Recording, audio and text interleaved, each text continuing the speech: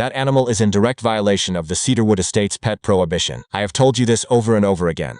Every single day that dog remains on this property is another $400 fine against your deed.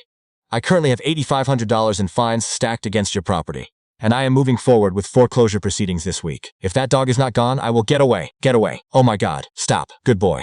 HOA President Selena Livingston showed up at the home of 31 Holloway Drive and informed the homeowner that his ongoing refusal to remove his dog from the Cedarwood Estates subdivision, despite 8 formal violation notices and $8,500 in accumulated fines, had left the board no choice but to launch foreclosure proceedings against his property through the Fulton County Property Records Office. All of it stemming from the fact that she had lost her own cat 2 months earlier and decided that if she could no longer have a pet, no one else in the neighborhood would either. What she had no idea about was that her emergency pet ban was an illegal board action her own HOA attorney had privately warned her against, that the homeowner had been recording every single interaction from the moment the first notice arrived, and that the lawsuit she was about to file, over a dog chase that left her sitting on a curb, was going to unravel everything. The illegal ban, the fabricated fines, and 9 straight years of unchecked authority, all of it exposed in a single courtroom appearance that ended her presidency before the lunch recess. Walter Simmons, 43, a senior financial analyst for a private wealth management firm based out of Atlanta, had lived at 31 Holloway Drive in the Cedarwood Estates gated community of Alpharetta, Georgia for 5 years. Cedarwood Estates sat in Fulton County, an upscale neighborhood with a staffed security booth at the entrance. Homes started above $1 million, and the HOA dues ran high enough that residents had every right to expect professionalism in return. Walter had bought his home after years of building his career and had transformed the back garden into a landscaped space that had earned compliments from every neighbor on Holloway Drive. He was methodical, even-tempered, and had never once received a legitimate complaint from anyone in the community. Hector had been with Walter for 4 years. A large, spirited, and deeply devoted German shepherd who had never bitten anyone, never damaged a single piece of property, and had been licensed, vaccinated, and registered with Fulton County every year since Walter first brought him home. Hector was walked on a leash every morning and evening, spent his days in the back garden, and had quietly become a fixture on Holloway Drive. Neighbors waved at Walter and then looked past him to find Hector. He was that kind of dog. Selena Livingston, 57, had served as HOA president of Cedarwood Estates for 9 consecutive years, and had run the board with a precise combination of procedural control and personal intensity that made her simultaneously hard to challenge and exhausting to live near. Her cat, a Persian named Duchess she had owned for 11 years, had passed away in late August from what her veterinarian described as complications related to age and diet. The neighborhood sent cards. 2 residents arrived with flowers. Selena received the condolences with the composure of someone tucking grief. Somewhere it would surface differently later. 3 weeks after Duchess died, Selena convened an emergency board meeting at the Cedarwood Estates Clubhouse on Hollow Drive and forced through a community-wide pet prohibition. No dogs, no cats, no birds, no animals of any kind on any residential property in the subdivision. She framed it as a community health and safety initiative. Her own HOA attorney had emailed her privately the morning before the meeting, warning her the policy wouldn't survive a legal challenge.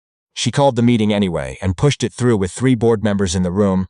One short of the quorum, the Cedarwood Estates governing documents required for any policy change affecting residential property use. Walter got the notice the next morning and read it twice. Then he looked down at Hector, sitting at his feet, and decided the notice wasn't worth the paper it had been printed on. Before we go any further, tell us what city or country you're watching from. Drop it in the comments. We love seeing where our viewers tune in from. And if you believe no HOA president has any right to strip an entire neighborhood of its pets because she lost her own, hit that like and subscribe button and join us here on HOA Unhinged. The first violation notice landed in Walter's mailbox 4 days after the pet ban went through. It listed Hector as an unauthorized animal on the premises, in violation of the new Cedarwood Estates community health policy, with a $400 fine attached. Walter photographed the notice, pulled up the Cedarwood Estates governing documents from the Fulton County Clerk's website, and spent an evening reading through every page. What he found was straightforward. The governing documents required a full quorum of 5 board members for any policy change affecting residential property use. Selena's emergency meeting had 3 present. The pet ban had never had any legal foundation, not from day one.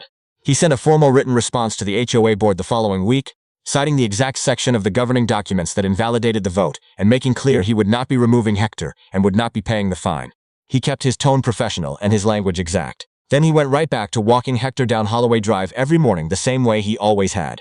Selena's response was to file another notice, then another. The fines arrived with growing frequency. Noise complaints about a dog neither neighbor on either side of Walter had ever once raised. Property damage citations with no actual damage identified. Aesthetic violation notices claiming Hector's outdoor kennel was an unapproved structure, despite sitting entirely within Walter's back garden, completely out of sight from the street. Every notice cited the pet ban as its legal authority. Everyone was filed after Walter had already submitted written documentation proving the ban was void. By the end of October, the accumulated fines against Walter's deed had reached $8,500, and Selena had started invoking foreclosure proceedings in her correspondence. Walter paid nothing, removed nothing, and forwarded every notice to a property rights attorney in Atlanta named Gerald HOA, who had spent more than a decade handling HOA overreach cases in Fulton County. Gerald confirmed what Walter already knew. Not one fine was enforceable. The pet ban was legally null, and Selena's personal motivation for pushing it through was documented clearly enough in the timeline to anchor a harassment claim. Other residents in Cedarwood Estates had quietly given up their pets after the ban came through. 2 families had rehomed their dogs. One elderly resident had handed her cat to her daughter rather than fight. Not one of them had been told the ban had no legal standing. Not one of them had thought to check. Walter was the only one who had pulled the governing documents and read carefully enough to understand exactly what Selena had done. And he was the only one still walking his dog down Holloway Drive every morning as though the notice had never existed. Selena took notice. She watched Walter and Hector pass her driveway on more mornings than Walter kept track of. The dog moved past her house at the same hour every day, and Selena stood there watching with the look of a woman building towards something. Walter kept walking. Hector kept trotting alongside him without a concern in the world. The fines kept arriving. Walter kept dropping them into the folder on his desk and sleeping through the night without losing a single hour. Then one afternoon, Selena decided notices weren't going to be enough. It was a Thursday, and Walter was on his front porch with a cold drink and a book. Hector lay at his feet in the shade, completely at ease, one ear occasionally tilting at a passing car. The street held the particular quiet that Holloway Drive always had on a weekday afternoon in Alpharetta. Walter had no reason to expect anything and wasn't looking for it. Selena crossed the street at 3:40 p.m. with her clipboard and her lanyard, and the focused energy of a woman who had been working up to this conversation for weeks. She planted herself at the bottom of Walter's porch steps and went straight into it.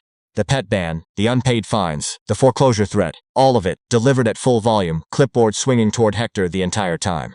She was loud and she was relentless, and she showed no sign of stopping. Walter sat in his chair and said nothing. He took a sip of his drink. He didn't stand up. He didn't raise his voice. He looked at Selena from his porch chair with the calm expression of someone who had heard every word of this many times before and had long since stopped finding it interesting.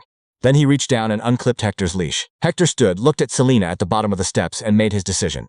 He launched off the porch with the full commitment of a large German shepherd who had identified something worth chasing and went straight at her. Selena screamed, dropped her clipboard, and ran. She covered ground down Holloway Drive at a speed that surprised everyone who heard about it afterward. Arms driving, lanyard streaming behind her, with Hector bounding along in her wake, tail working overtime, completely delighted by the game. She caught her foot on the curb at the far end of the block and went down hard on the pavement.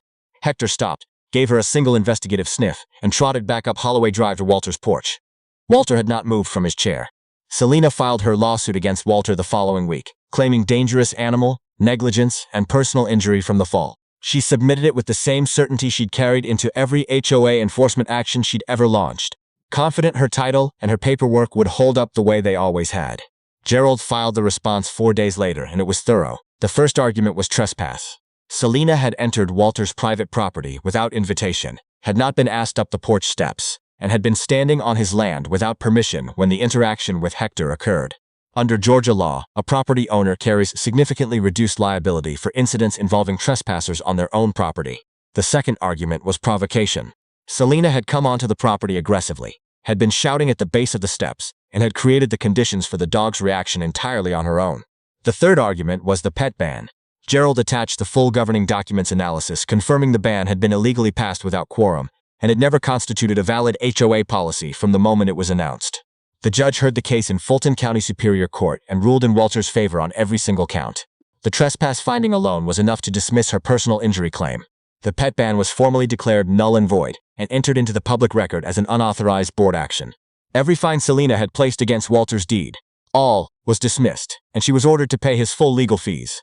The HOA board removed Selena from the presidency within a week of the judgment. The 2 families who had rehomed their dogs following the illegal ban filed their own claims against the board not long after. The elderly resident who had given her cat to her daughter never got that time back. Walter walked Hector down Holloway Drive the morning after the judgment, exactly as he had walked him every morning for 4 years. Hector trotted beside him without a care in the world. No one watched from any driveway. No one filed anything. The street was quiet, and it stayed that way. If this story reminded you that a leash unclipped at exactly the right moment can sometimes accomplish what months of paperwork could not, share this video with someone who needs a laugh and a reminder that justice occasionally comes with 4 legs and a tail. And if you have a story about an HOA president who turned a personal loss into everyone else's problem, drop it in the comments. We'll tell that story. See you on the next one right here on HOA Unhinged.